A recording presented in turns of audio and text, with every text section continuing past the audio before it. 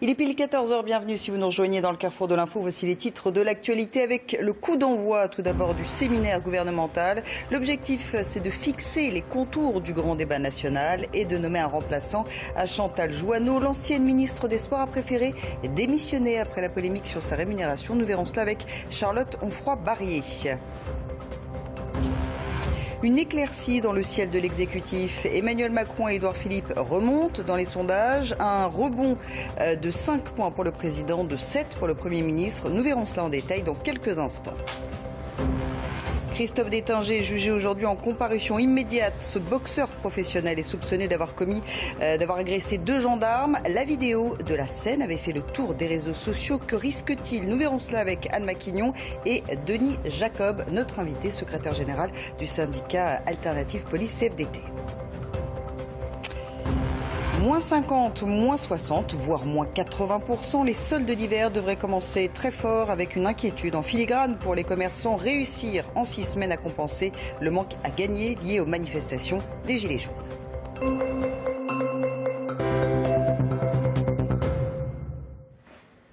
C'est donc parti pour le séminaire gouvernemental qui doit fixer le calendrier des mesures du gouvernement. Premier objectif, trouver un successeur à Chantal Jouanneau qui a décidé de se retirer du grand débat national qu'elle devait piloter. Charlotte Onfroy-Barrier, on vous retrouve à l'Élysée. La polémique sur son salaire ne permet pas, dit Chantal Jouanneau, de mener sa mission sereinement. Absolument, c'est ce qu'elle a annoncé hier sur le plateau de France Télévisions et c'est ce qui explique selon elle son départ. En tout cas, ce départ, il laisse Emmanuel Macron un petit peu plus dans l'embarras. Il y a encore de très nombreuses questions aujourd'hui, à moins de 6 jours maintenant du lancement officiel de ce grand débat. Alors qui pour succéder à Chantal Jouanneau? Un remplaçant, une remplaçante, un comité des sages? Toutes ces hypothèses sont sur la table, nous dit-on dans l'entourage du président de la République. Et en tout cas, c'est Édouard Philippe, le Premier ministre, qui annoncera l'organisation, les modalités finales de ce grand débat national. Il doit prendre la parole d'une minute à l'autre à l'issue du séminaire gouvernemental qui s'éternise un petit peu ce matin. Plusieurs ministres ont quitté le palais de l'Élysée. On a aperçu Christophe Castaner, Laurent Nunez, Jacqueline Gourault ou encore il y a quelques instants Gérald Darmanin. Ils ont quitté le palais de l'Élysée pour des questions d'agenda, mais l'ensemble du gouvernement est encore réuni ici au palais de l'Élysée. C'est un séminaire gouvernemental très important, la dernière occasion pour Emmanuel Macron de bien informer, de bien briefer ses ministres avant le lancement officiel du débat national. Est-ce que ces ministres seront autour de la table, oui ou non? Quels seront les thèmes abordés? On le sait, 4 thèmes ont déjà été définis, mais certains élus, certains maires souhaitent qu'il n'y ait aucun tabou, que tout soit débattu. Hier, Benjamin Griveaux indiquait le contraire. Il indiquait que certains thèmes n'avaient pas leur place dans ce débat, mais pour autant, comment empêcher les Français de débattre de tout? C'est à toutes ces questions que répond en ce moment même le président de la République ici, au palais de l'Élysée. Merci beaucoup Charlotte, merci aussi à Émilien Lacroix qui vous accompagne. Alors après des mois de dégringolade, Emmanuel Macron et Édouard Philippe retrouvent des couleurs dans les sondages. Le président gagne 5 points, le Premier ministre 7 selon un sondage IFOP fiducial. On voit ça en détail avec Nicolas Dumas. En pleine crise des Gilets jaunes, l'approbation de l'exécutif repart à la hausse selon un sondage IFOP fiducial. En un an, Emmanuel Macron et Édouard Philippe ont pourtant connu une baisse quasi constante. On assiste à un rebond. Aujourd'hui, 28% des Français approuvent l'action d'Emmanuel Macron, plus 5 points par rapport au mois dernier. Pour Édouard Philippe, c'est 33% qui approuvent son action, plus 7 points par rapport au mois dernier. Donc on revient à la situation qui était antérieure au mouvement des Gilets jaunes. L'approbation de l'exécutif reste fragile, mais il progresse significativement de plus 8% parmi les 65 ans et plus. Et parmi les ouvriers, 2 catégories qui bénéficient des annonces d'Emmanuel Macron, à la fois sur la CSG pour les plus âgés et sur la hausse de la prime d'activité pour les ouvriers. L'exécutif a enfin réagi, pris la mesure, de moins en partie, de la colère et des revendications qui étaient dirigées contre lui, d'où ce rebond-là. Côté parti politique, la crise des Gilets jaunes ne profite pas à la France insoumise qui baisse alors même que le Rassemblement national en tire les bénéfices. Le parti de Marine Le Pen incarne le mieux l'opposition selon les Français, une première sous le quinquennat d'Emmanuel Macron. Christophe Détinger, jugé aujourd'hui en comparution immédiate. Ce boxeur professionnel est soupçonné d'avoir agressé 2 gendarmes. La vidéo de la scène sur une passerelle parisienne avait fait le tour des réseaux sociaux. Anne Maquignon suit la situation pour nous. Après 48 heures de garde à vue, Christophe Détinger va être présenté cet après-midi à un juge. C'est donc une comparution immédiate pour l'ancien boxeur de 37 ans soupçonné d'avoir porté des coups à 2 gendarmes samedi dernier à Paris lors de l'acte 8 des Gilets jaunes. Mais cet après-midi, son avocat pourrait simplement demander à l'audience un renvoi pour pouvoir mieux préparer la défense de son client. Christophe Détinger sera jugé du chef d'accusation de violence en réunion sur une personne dépositaire de l'autorité publique ayant entraîné une incapacité totale de travail. Il va devoir donc s'expliquer sur son comportement. Avant de se rendre au commissariat, lundi matin, il avait enregistré une vidéo publiée sur les réseaux sociaux dans laquelle il admettait avoir mal réagi. Il expliquait simplement s'être défendu face aux violences policières. La question aujourd'hui est de savoir si le juge va faire de son cas un exemple, c'est-à-dire adapter la peine pour dénoncer les violences commises envers les forces de l'ordre. Christophe Détinger encourt aujourd'hui 5 ans d'emprisonnement et 75 000 € d'amende. Denis Jacob est notre invité. Bonjour, vous êtes secrétaire général du syndicat Alternative Police CFDT. Vous avez bien évidemment vu cette vidéo, vous l'avez découverte samedi. Qu'attendez-vous de la justice concernant Christophe Détinger ? Écoutez, on attend que la justice soit particulièrement ferme dans ce dossier, non pas pour que on fasse un exemple, mais que l'on envoie quand même un signal de fermeté vis-à-vis de tous les casseurs auxquels nous sommes confrontés maintenant depuis près de 2 mois sur les différentes manifestations parisiennes et en province que l'on a pu connaître. On ne peut pas continuer à avoir ce genre d'individus qui, au prétexte d'une manifestation légitime, puisse venir quelque part régler ses comptes avec les forces de sécurité.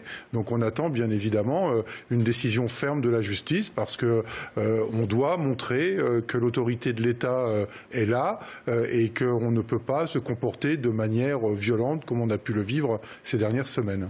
Alors une cagnotte hier avait été ouverte en ligne justement pour soutenir Christophe Détinger, l'aider entre autres à payer ses frais d'avocat avant d'être annulée. Est-ce que la démarche, cette initiative vous a choqué ? Ah, complètement, c'est totalement immoral de voir une cagnotte qui peut être organisée pour justifier des actes de violence, une fois de plus, de haine qu'on a pu connaître. Donc moi je me félicite que la plateforme Litchi, mais qui est une filiale du Crédit Mutuel, ait arrêté cette cagnotte parce que ce n'est pas acceptable. Et puis alors il y a quand même un paradoxe, c'est que quand on voit cette cagnotte, elle était signée des Gilets jaunes, le vrai peuple français, donc déjà rien que l'expression laisse imaginer toute l'idéologie qu'il peut y avoir derrière, mais en plus c'est d'autant paradoxal quand on sait que les Gilets jaunes manifestent pour leurs problèmes de pouvoir d'achat, qu'ils ont du mal à boucler leur fin de mois, mais qui n'ont pas de difficulté à organiser une cagnotte de soutien. Donc voilà, nous on se satisfait que cette cagnotte soit close. Alors une autre cagnotte a été créée hier en fin de journée, cette fois-ci pour soutenir les forces de l'ordre qui ont subi des violences lors de ces manifestations. Et cette cagnotte, elle a été lancée par le président de la région PACA, Renaud Muselier. Vous vous satisfaisez de ce genre de solidarité, de ce genre d'initiative ?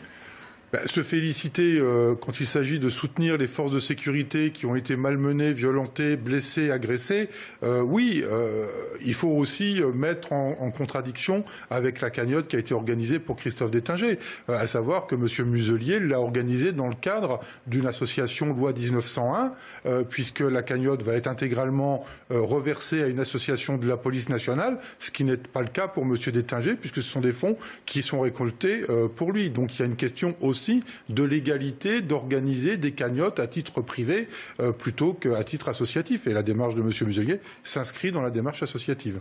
L'acte 9 des Gilets jaunes devrait avoir lieu samedi. On sait que les forces de l'ordre sont à bout de fatigue. Redoutez-vous cette journée ? Comment vous l'appréhendez ?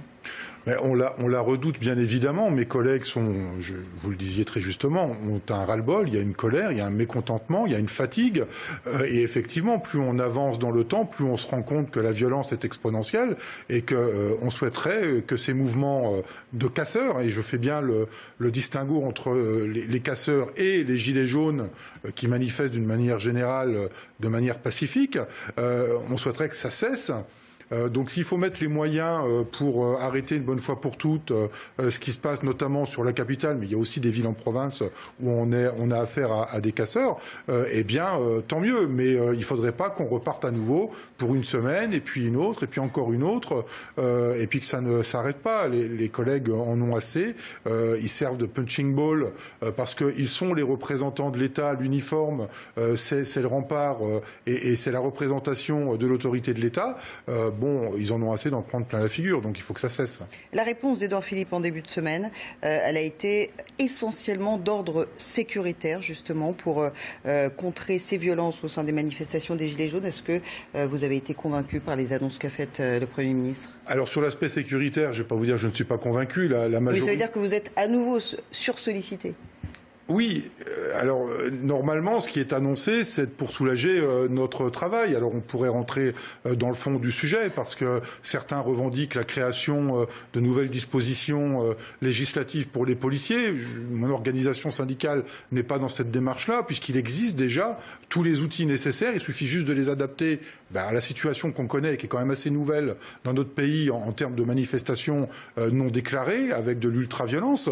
Donc ce sont des mesures que nous revendiquions. Donc Édouard Philippe les confirme, on ne peut que s'en féliciter. Le souci, c'est qu'en tant que citoyen aussi, l'aspect sécuritaire nous concerne, mais si derrière, il n'y a pas une réponse politique d'apporter rapidement pour régler les problèmes des Gilets jaunes, eh bien, c'est une fois de plus les policiers qui vont devoir faire face à nouveau dans une semaine, peut-être dans 15 jours, à l'ultraviolence. Donc je me répète, il faut que tout ça, ça cesse. L'actualité politique, justement, il a décidé de sauter le pas. Thierry Mariani quitte les Républicains pour rejoindre le Rassemblement national aux européennes. Pour l'ancien ministre de Nicolas Sarkozy, Marine Le Pen est, dit-il, la seule alternative. Yohann Usaï du service politique de CNews, bonjour. L'unité au sein du parti Les Républicains semble se déliter de semaine en semaine. Oui, alors Thierry Mariani, c'est vrai que c'était attendu, ce n'est pas une surprise. Il a hésité pendant plusieurs mois à rejoindre Marine Le Pen ou Nicolas Dupont-Aignan. Il faut dire que idéologiquement, il est proche depuis très longtemps de Marine Le Pen. Le départ d'Alain Juppé, là non plus, ce n'est pas une surprise. Il avait arrêté de payer sa cotisation il y a maintenant plusieurs mois. Donc tout cela est logique. Ce n'est pas un problème en tant que tel pour Laurent Wauquiez, mais c'est assez symptomatique de ce qui est en train de se passer dans ce parti. Les sondages sont très mauvais pour Laurent Wauquiez. Il n'incarne pas aux yeux des Français l'opposition. Il est en quelque sorte, Laurent Wauquiez, une victime collatérale, une victime politique collatérale de ce mouvement des Gilets jaunes. Quand on demande aux Français qui, selon vous, incarne le mieux l'opposition, pour la première fois, ils répondent en première position Marine Le Pen, Jean-Luc Mélenchon. Laurent Wauquiez, lui, est loin derrière, alors que depuis le début du quinquennat, Laurent Wauquiez et Marine Le Pen étaient en quelque sorte au coude à coude. C'est un problème pour le patron des Républicains. Pourquoi ? Parce que toute sa stratégie politique depuis qu'il est à la tête du parti consiste à acter le fait que politiquement, Marine Le Pen est morte depuis son débat raté de l'entre-deux-tours de la présidentielle. On voit là que ça n'est pas le cas. Le mouvement des Gilets jaunes a reboosté la présidente du Rassemblement national. La stratégie politique de droitisation du parti de Laurent Wauquiez est donc pour l'instant un échec. Les sondages aux élections européennes, on l'a dit, sont très mauvais. Il est presque, dans certains sondages, à égalité avec Nicolas Dupont-Aignan, ce qui serait quasiment un séisme pour la droite. On voit bien que tous les voyants sont donc au rouge en ce moment pour les Républicains. Merci.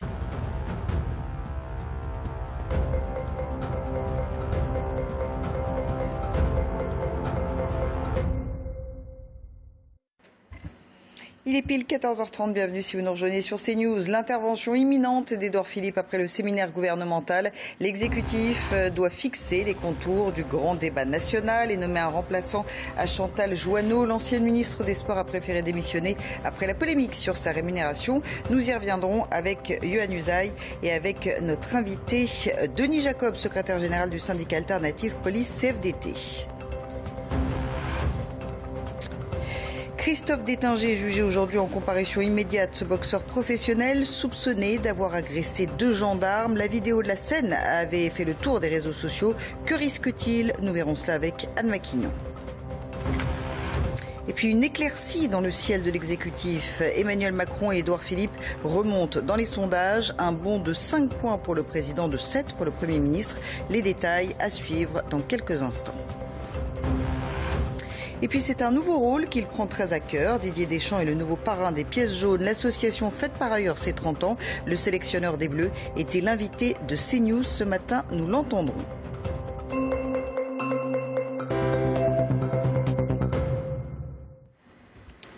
Édouard Philippe devrait prendre la parole d'ici quelques instants. Son pupitre est prêt puisque le séminaire gouvernemental s'est achevé. Séminaire qui doit fixer le calendrier des mesures de l'exécutif. Le premier objectif, Yohann Usaï, c'est de trouver un successeur à Chantal Jouanneau qui a décidé de se retirer du grand débat national qu'elle devait piloter.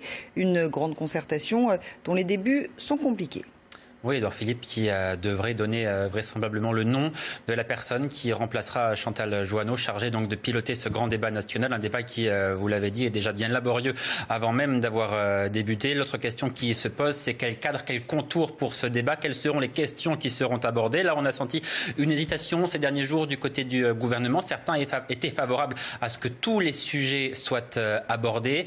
L'IVG, la peine de mort, le mariage pour tous. Est-ce qu'il fallait remettre ces questions sur le tapis et en parler au niveau national? Eh bien non, l'exécutif a finalement tranché. L'enjeu maintenant pour le président de la République, Emmanuel Macron, et pour Édouard Philippe, eh bien c'est de ne pas sortir du cadre républicain. C'est une ligne qu'ils ont fixée pour ce mouvement des Gilets jaunes. Et derrière cela, eh bien, il y a une volonté de ne pas laisser l'aile la plus extrémiste du mouvement s'accaparer de ce débat, l'extrême droite se mettre en avant pour s'approprier les questions relatives à ce débat. Il ne sera donc pas question, par exemple, de la peine de mort. Ça, c'est une certitude. L'exécutif a tranché. Et puis, qui pour dialoguer? Enfin, puisque l'on sait que tous les Gilets jaunes ne sont pas favorables à ce débat. Donc, quels seront les interlocuteurs des représentants du gouvernement? Quelle partie des Gilets jaunes décidera d'y aller ou non? Ça, c'est effectivement une question qui reste en suspens. Alors, Emmanuel Macron mise beaucoup sur cette grande concertation pour calmer, entre autres,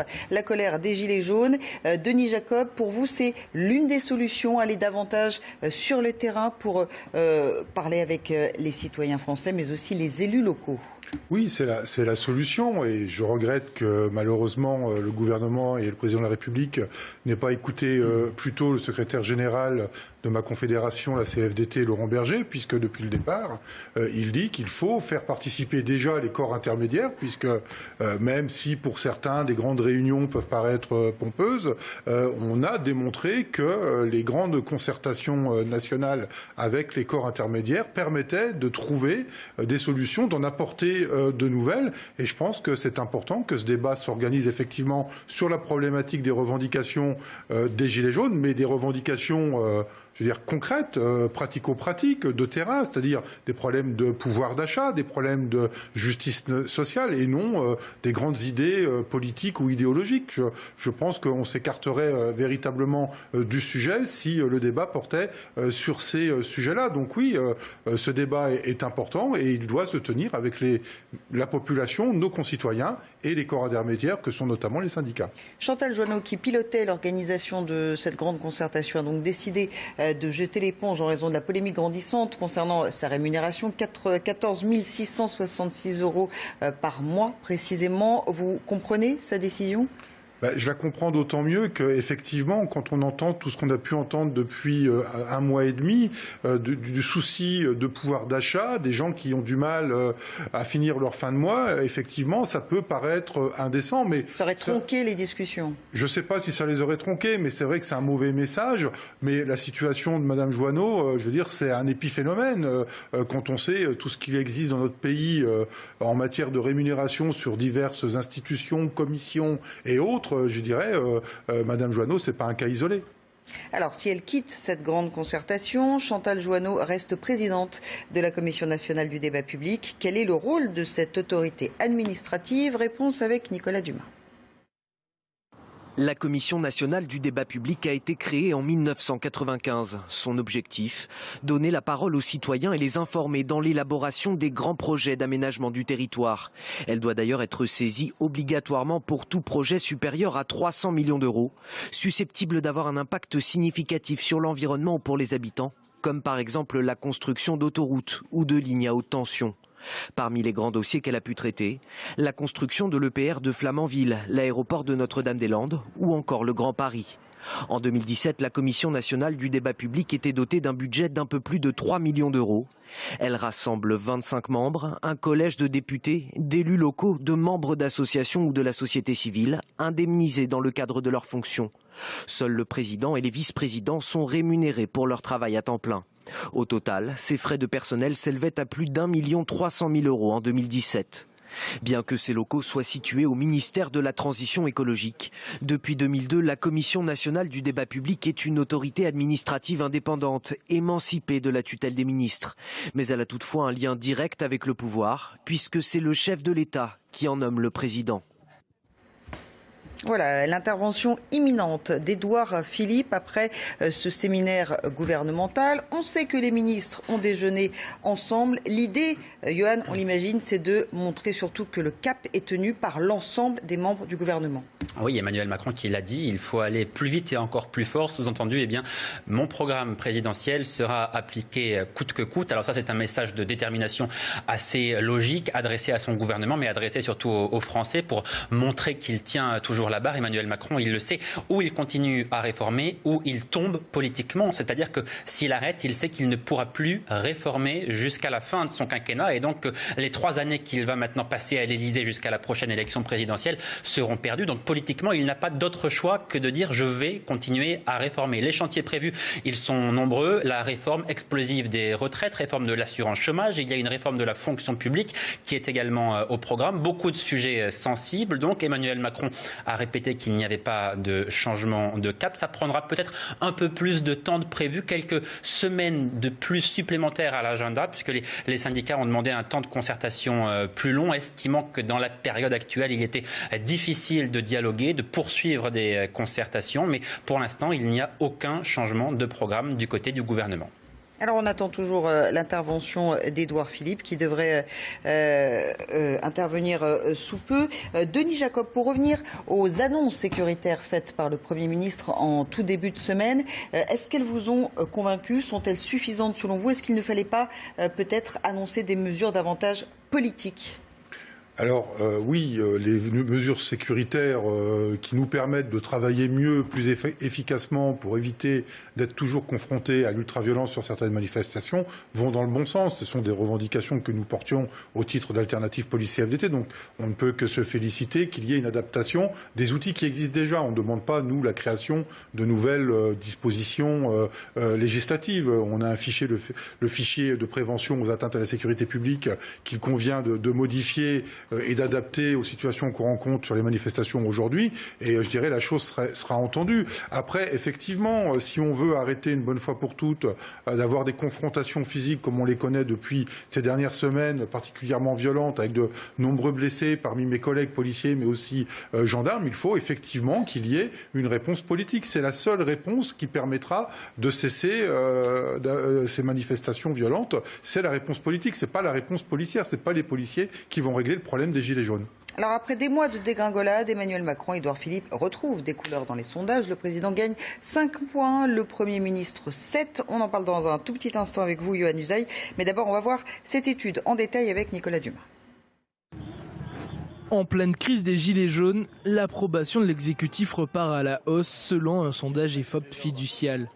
En un an, Emmanuel Macron et Édouard Philippe ont pourtant connu une baisse quasi constante. On assiste à un rebond. Aujourd'hui, 28% des Français approuvent l'action d'Emmanuel Macron, plus 5 points par rapport au mois dernier. Pour Édouard Philippe, c'est 33% qui approuvent son action, plus 7 points par rapport au mois dernier. Donc on revient à la situation qui était antérieure au mouvement des Gilets jaunes. L'approbation de l'exécutif reste fragile, mais il progresse significativement de plus 8% parmi les 65 ans et plus. Et parmi les ouvriers, 2 catégories qui bénéficient des annonces d'Emmanuel Macron, à la fois sur la CSG pour les plus âgés et sur la hausse de la prime d'activité pour les ouvriers. L'exécutif a enfin réagi, pris la mesure, de moins en partie, de la colère et des revendications qui étaient dirigées contre lui, d'où ce rebond-là. Côté parti politique, la crise des Gilets jaunes ne profite pas à la France insoumise qui baisse alors même que le Rassemblement national en tire les bénéfices. Le parti de Marine Le Pen incarne le mieux l'opposition selon les Français, une première sous le quinquennat d'Emmanuel Macron. Yohann Usaï, comment expliquer cette petite éclaircie dans le ciel plombé de l'exécutif? Ah oui, c'est une très petite éclaircie, effectivement, puisque Emmanuel Macron reste très très bas dans les sondages. 28% des Français qui approuvent son action. Alors il a tout de même un motif de satisfaction, c'est qu'il progresse chez les retraités et les ouvriers, les deux catégories qui sont précisément ciblées par les mesures annoncées par le chef de l'État. Ça veut dire que ces mesures, elles ont quand même un peu imprimé dans l'opinion et chez les personnes qui sont concernées. Ça, c'est donc un petit motif de satisfaction. Principal opposant à Emmanuel Macron, quand on pose la question aux Français, c'est Marine Le Pen. Là, ça signifie bien que le clivage qui date maintenant de l'élection présidentielle où Emmanuel Macron avait affronté au second tour Marine Le Pen, ce clivage entretenu d'ailleurs à la fois par l'exécutif, par la majorité et par le Rassemblement national, clivage entre les progressistes et les nationalistes, eh bien, il est bien ancré désormais auprès des Français et de l'électorat. Merci Johan. Christophe Détinger, jugé aujourd'hui en comparution immédiate. Ce boxeur professionnel est soupçonné d'avoir agressé 2 gendarmes. C'était samedi lors de l'acte 8 des Gilets jaunes. La vidéo de la scène avait fait le tour des réseaux sociaux. Que risque Christophe Détinger? On voit ça avec Anne Maquignon qui se trouve au Palais de justice de Paris. Après 48 heures de garde à vue, Christophe Détinger va être présenté cet après-midi à un juge. C'est donc une comparution immédiate pour l'ancien boxeur de 37 ans soupçonné d'avoir porté des coups à 2 gendarmes samedi dernier à Paris lors de l'acte 8 des Gilets jaunes.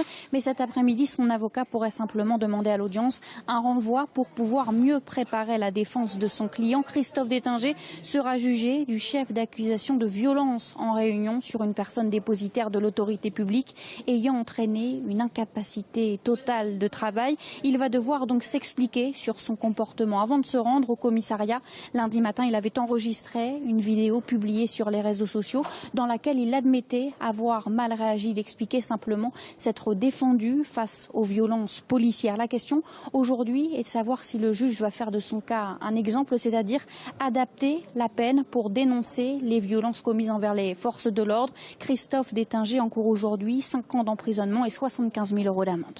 On avait les outils juridiques. Et puis, c'est la bataille des cagnottes après la polémique sur celle organisée via la plateforme Litchi pour cet ancien boxeur dont on vient de parler, accusé d'avoir agressé 2 gendarmes.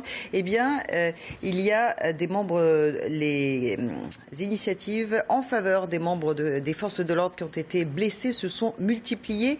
C'est ce qu'on va voir avec Anne Maquignon.